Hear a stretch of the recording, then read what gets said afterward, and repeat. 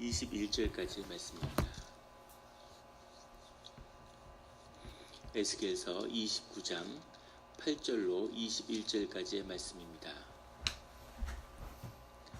다 같이 한 목소리로 봉독하시겠습니다. 그러므로 주 여호와께서 이같이 말씀하셨느니라. 내가 칼이 내게 임하게 하여 내게서 사람과 짐승을 끄는즉 애굽 땅이 사막과 황무지가 되리니 내가 여호와인 줄을 그들이 알리라. 내가 스스로 이르기를 이 강은 내 것이라 내가 만들었다 하도다.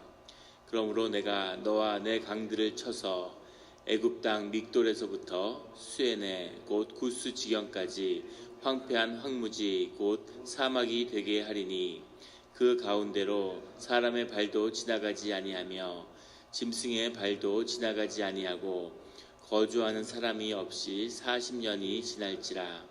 내가 애굽 땅을 황폐한 나라들 같이 황폐하게 하며 애굽 성읍도 사막이 된 나라들의 성읍같이 40년 동안 황폐하게 하고 애굽 사람들은 각국 가운데로 흩으며 여러 민족 가운데로 해치리라. 주 여호와께서 이같이 말씀하셨느니라. 40년 끝에 내가 만민 중에 흩은 애굽 사람을 다시 모아내되 애굽에 사로잡힌 자들을 돌이켜 바드로스 땅 곧 그 고국 땅으로 돌아가게 할 것이라. 그들이 거기에서 미약한 나라가 되되 나라 가운데 지극히 미약한 나라가 되어 다시는 나라들 위에 스스로 높이지 못하리니 내가 그들을 감하여 다시는 나라들을 다스리지 못하게 할 것임이라. 그들이 다시는 이스라엘 족속의 의지가 되지 못할 것이요 이스라엘 족속은 돌이켜 그들을 바라보지 아니하므로 그 죄악이 기억되지 아니하리니 내가 여호와인 줄을 그들이 알리라 하셨다 하라. 27째 첫째 달 초하루에 여호와의 말씀이 내게 임하여 이르시되 인자야 바벨론의 느부갓네살 왕이 그의 군대로 두로를 치게 할 때에 크게 수고하여 모든 머리털이 무드러졌고 모든 어깨가 벗어졌으나 그와 군대가 그 수고한 대가를 두로에서 얻지 못하였느니라. 그러므로 주 여호와께서 이같이 말씀하셨느니라. 내가 애굽 땅을 바벨론의 느부갓네살 왕에게 넘기리니 그가 그 무리를 잡아가며 물건을 노력하며 빼앗아 갈 것이라. 이것이 그 군대의 보상이 되리라. 그들의 수고는 나를 위하여 함인즉 그 대가로 내가 애굽 땅을 그에게 주었느니라. 주 여호와의 말씀이니라. 그날에 나는 이스라엘 족속에게 한 뿔이 돋아나게 하고 나는 또 내가 그들 가운데에서 입을 열게 하리니 내가 여호와인 줄을 그들이 알리라. 아멘. 다 같이 묵상 기도를 드리겠습니다.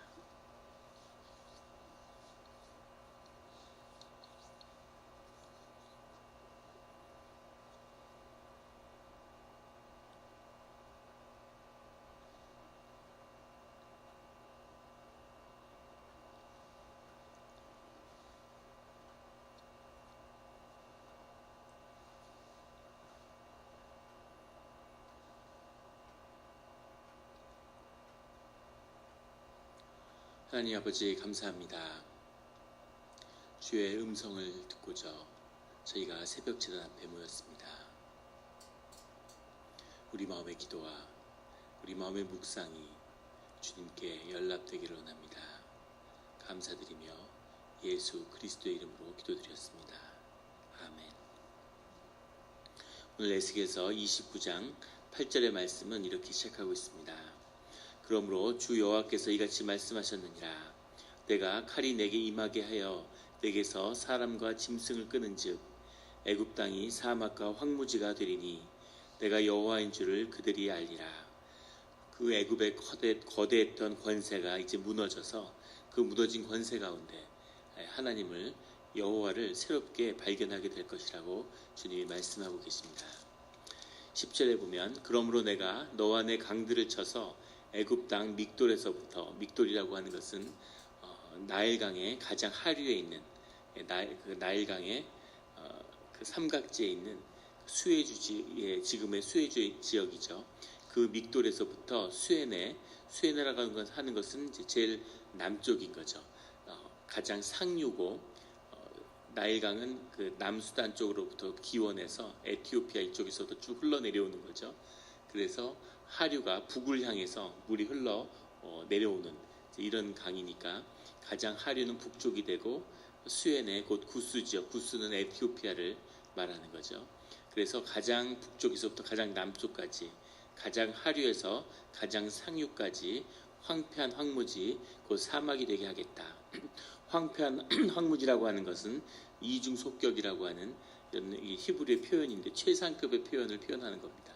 황무지 중에 황무지, 가장 황폐한 땅이 되게 하겠다. 그래서 예루살렘도 이스라엘도 이런 표현을 쓰지 않으셨는데 애굽은 완전히 황폐한 땅이 되게 하겠다고 말씀하시는 거죠. 애굽의 권세는 나일강의 권세죠. 나일강이 있었기 때문에 애굽의 권세가 그 나일강의 주기적인 범람으로 그 비옥한 그런 애굽의 주변에 땅들을 만들었던 건데 그 권세를 그 강의 권세가 우리 것이다. 그 강이 내 것이라고 얘기하기 때문에 그 강의 권세를 쳐서 이제 애굽이 황폐한 땅이 되겠다 이렇게 말씀하고 계시는 겁니다.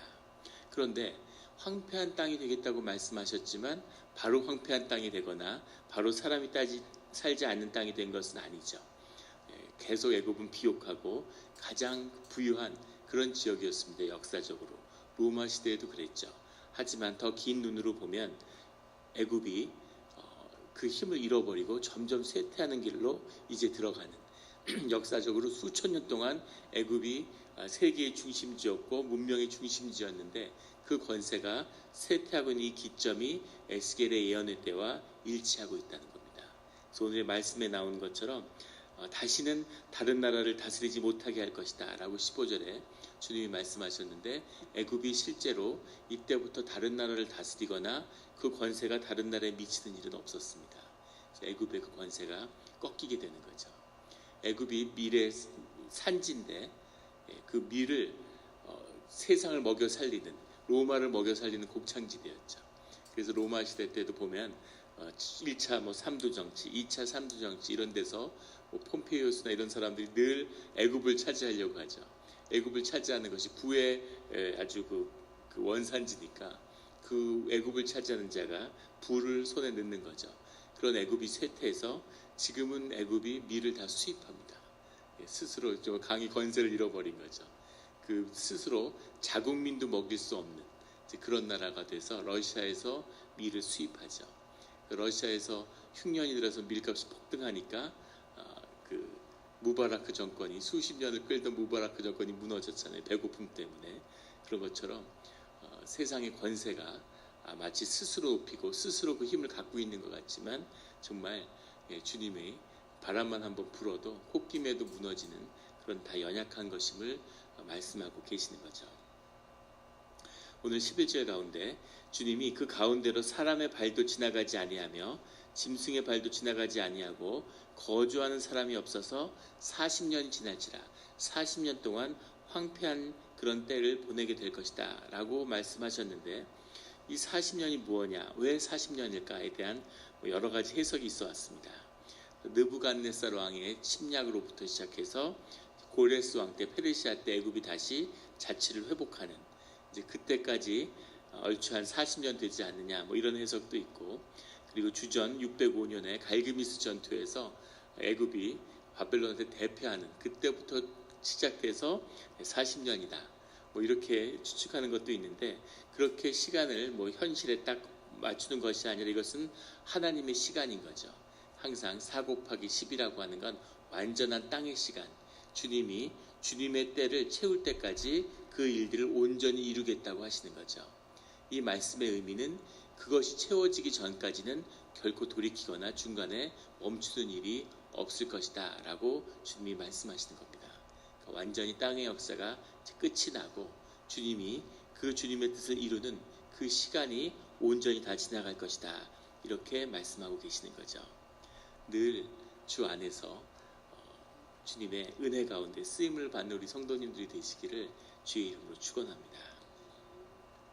14절에 애굽에 사로잡힌 자들을 돌이켜 바드로스 땅, 바드로스라고 하는 건 애굽의 지금 수에즈 운하에 가까운 그런 지역이라고 하는데 애굽이 시작된 곳이죠. 애굽에 처음 시작된 그 땅인데 그 고국 땅으로 돌아가게 할 것이라. 그들이 거기에서 미약한 나라가 되되, 미약한 나라가 돼 힘을 잃은, 권세를 잃은 작은 나라가 돼서 거기서 그냥 그 원래 시작했던 그 모습 그대로 15절에 나온 다시는 다른 나라들을 다스리지 못하는 그런 나라가 될 것이다 라고 주님이 말씀하고 계시는 겁니다.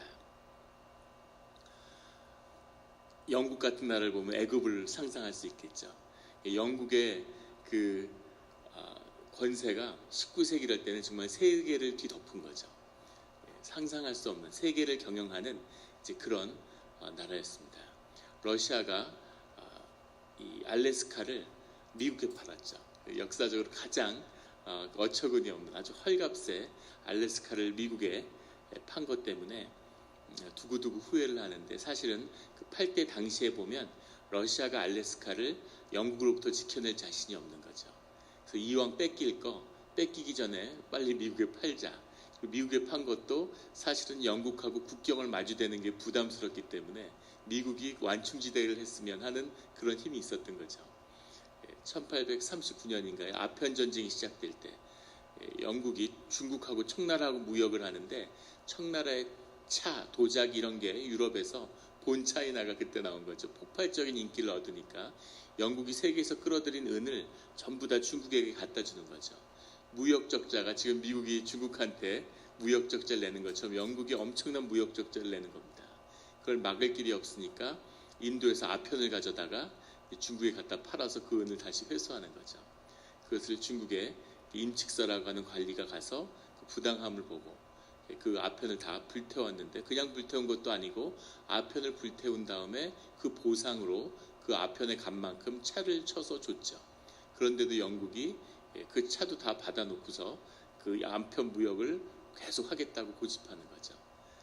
그 단 2척의 영국 함이 홍콩 앞에 들어와 있었는데 29척의 청나라 군함이 영국 군함을 내보내려고 갔다가 29척이 다 격침당하는 거죠.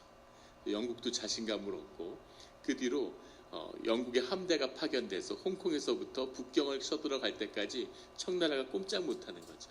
세계를 경영하는, 상상할 수 없는 국력을 가졌던 영국이었는데, 그 영국이 지금은 힘을 다 잃어버려서 50년대는 애국의 수에즈 운하를 다시 영국이 되찾으려고 2차 대전 이후에 수에즈 운하에 개입했다가 영국, 프랑스가 같이 개입했는데 미국이 식민지 시대가 끝났으니까 물러가라고 얘기하는 거죠. 영국이 처음으로, 아마 처음이자 마지막으로 미국한테 대들었다가 미국의 사실상의 하부기관 같은 IMF의 징계를 받고, 미국이 전쟁을 한 것도 아니라 경제 제재에 무너져서 이든 정부가 무너지고 영국이 완전히 미국한테 굴복했죠. 그 이후로 어떠한 정책에서도 미국에 대드는 일이 없죠. 영국의 지혜라고 할 수 있는데, 어떻게 그 거대했던 나라가 어떻게 이렇게 쪼그라들어서 이제는 자그마한 나라가 돼서 자기 나라를 경영하는 것도 힘겨운 거죠. 다른 나라에 영향을 행사한다는 것은 이제 상상할 수 없는 겁니다. 그 일을 역사 뒤에서 움직이시는 분이 하나님이시라는 거죠. 하나님이 들어 쓰시면 아주 작은 민족도 불처럼 일어나서 세계 제국이 되기도 하고, 세계를 다스리던 그 거대한 권세도 주님이 손을 거두시면 한순간에 쪼그라들고 마는 거죠.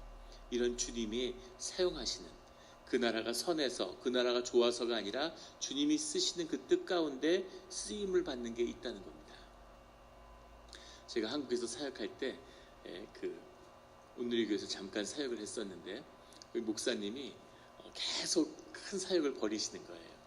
근데 건강이 굉장히, 그때 60대 초반이었는데 지금 돌아가셨죠. 그래서 도저히 감당할 수 없는 사역들을 자꾸 벌리시는 겁니다.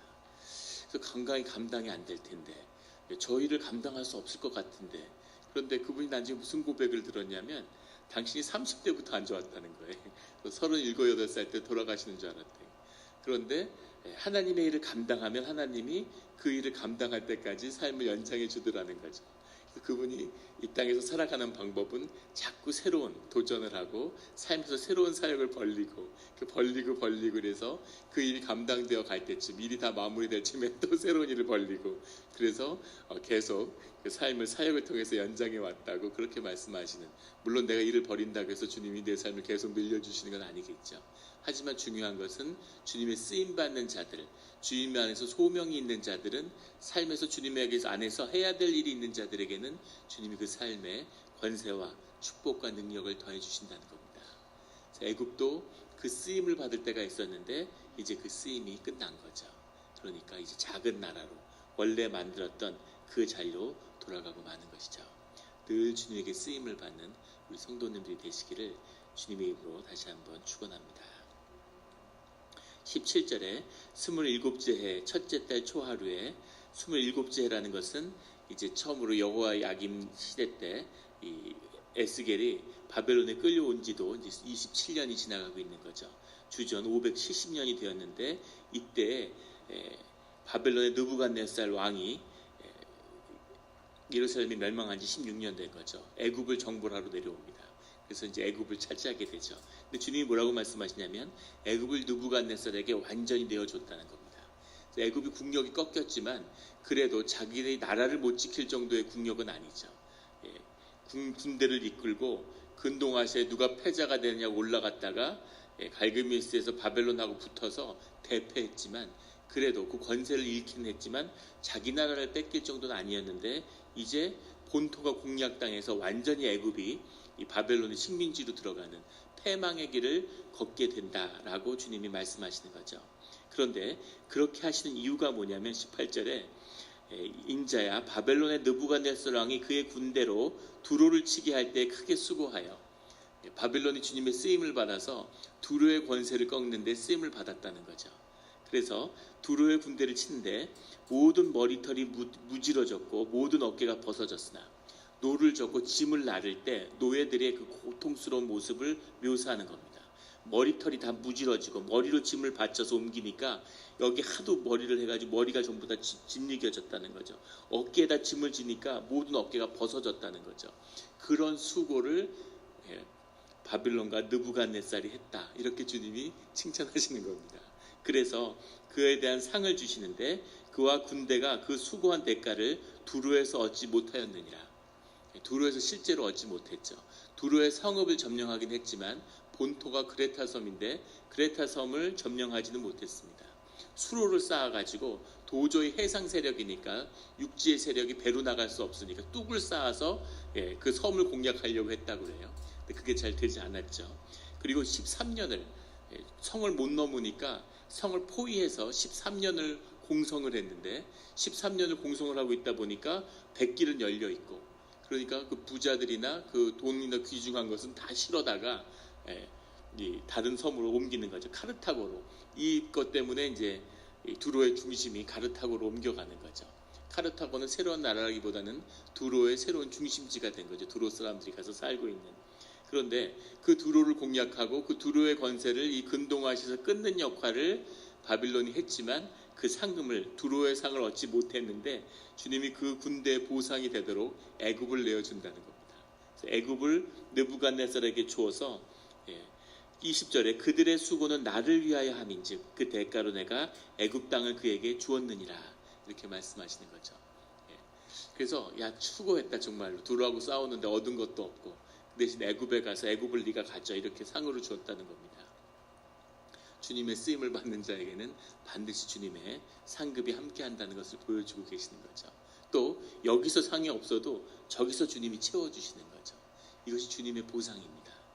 주님의 뜻과 주님과 함께하는 것을 깨달은 자들은 늘 물질에서 자유함을 얻을 수밖에 없는 거죠. 여기서 막 이렇게 하지 않아도 반대로 주님의 쓰임을 받은 자들은 욕심을 낼 수가 없는 겁니다. 그래서 그런 훈련을 받게 되는 거죠. 내가 여기서 요만한 이익을 남겨도 그것을 부정하게 남기면 주님이 이만한 손해를 뒤에 나에게 안겨준다는 것을 거듭 경험하면서 주님이 주신 게 아니면 결국 내 것이 되지 않는다는 것을 알게 되는 거죠. 욕심을 내지 않는 겁니다. 그런데 여기서 내가 이만큼 손해를 받더라도 주님의 이름으로 손해를 봐도 하나님이 그 손해로 인해서 이만큼을 다른 데서 채워주시는 것을 경험하게 되는 거죠. 그래서 물질에서 자유함을 얻게 되는 거죠. 늘 주님이 채우시는, 주님이 나의 것을 나에게 돌려주신다는 것을 알게 되는 겁니다. 이 모든 사역의 끝에는 오늘 21절에 나오는 그날에 나는 이스라엘 족속에게서 한 뿔이 돋아나게 하고, 뿔이라고 하는 게 케렌이라는 말인데 늘 권세와 힘을 상징하죠.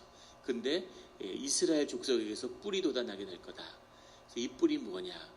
무슨 뭐 마카비 왕조를 이야기하는 거다, 뭐다 이렇게 얘기하는데 큰 영적인 의미에서 보면 그리스도가 이스라엘 땅에 오신다는 것을 말씀하시는 것일 수도 있겠죠. 그리고 이스라엘에게 망하지 않은 소망이 있다. 이스라엘이 세상에서 회복될 권세가 있다는 그런 말씀일 수도 있습니다. 그런데 이 많은 재난, 이 애굽이 바빌론한테 무너지는데 이 순간에 한번 생각해 보세요. 이제 바빌론에 처하고 희망이 없구나. 애굽도 무너지는데 예루살렘에 무슨 소망이 있을까? 그런데 주님이 그 징계의 끝에서 잊지 않고 주시는 말씀은 하지만 두려워하지 말라, 걱정하지 마라 이렇게 말씀하시는 거죠. 예루살렘이 여기서 끝나지 않고 너희 가운데에서도 뿔이 자라날 때가 올 것이다 이렇게 말씀하고 계시는 겁니다. 아무리 어려운 때를 지날지라도 주 안에서 늘 소망과 희망을 잃지 않는 우리 성도님들이 되시기를 주의 이름으로 축원합니다. 같이 기도드리시겠습니다.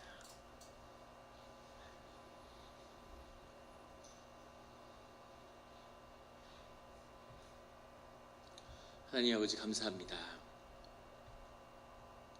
세상 권세가 아무리 커 보일지라도 그 모든 것이 주의 손 아래에 있음을, 주님의 권세 아래에 있는 것임을 보게 하여 주시니 감사합니다.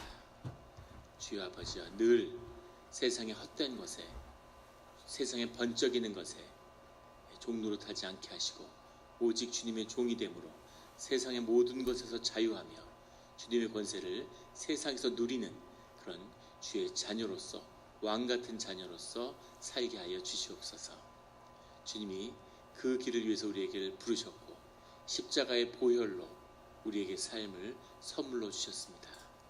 생존에 허덕이는, 생존을 위해서 삶을 잃어버리는 그런 길이 아니라 정말 생명의 권세를 누리는, 삶이 선물이 되는 기쁨과 평화와 안식과 주 안에서의 삶의 연합으로, 정말 하나님이 이 생명을, 이 삶의 순간들을 우리에게 선물로 주셨구나 라며 이 삶을 즐길 수 있는 그런 우리가 되게 하여 주시옵소서. 순간에서 영원을 보게 하시며 늘 근심과 염려를 끊어버리고 주 안에서 평화와 기쁨으로 오늘 하루를 누리게 하여 주시옵소서. 주님의 보호하심과 주님의 십자가의 보혈이 우리를 덮고 있사오니 주여 아버지, 어떠한 권세도 어떠한 세상의 능력도 우리를 칠 수 없음을 저희가 알겠습니다. 주님, 주여 아버지여 감사합니다. 늘 이 평화를 잃지 않게 하여 주시옵소서. 삶을 붙들게 하여 주시옵소서. 오직 주님만 영광 받으시며 주님을 높이는 그런 길로 가게 하여 주시옵소서. 감사드리며 예수 그리스도의 이름으로 기도드렸습니다.